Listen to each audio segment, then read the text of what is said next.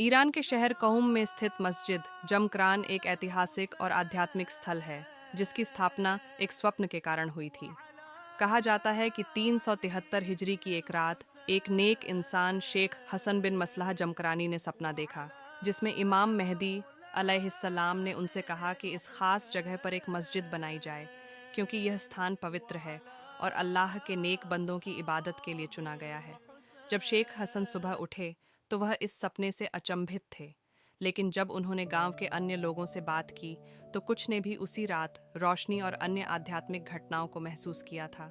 इस चमत्कारी सपने के बाद मस्जिद का निर्माण शुरू हुआ और जल्द ही यह जगह एक पवित्र तीर्थ स्थल बन गई।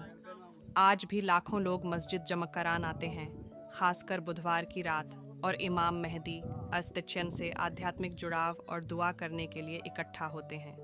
यह मस्जिद उम्मीद, श्रद्धा और प्रतीक्षा का प्रतीक बन चुकी है।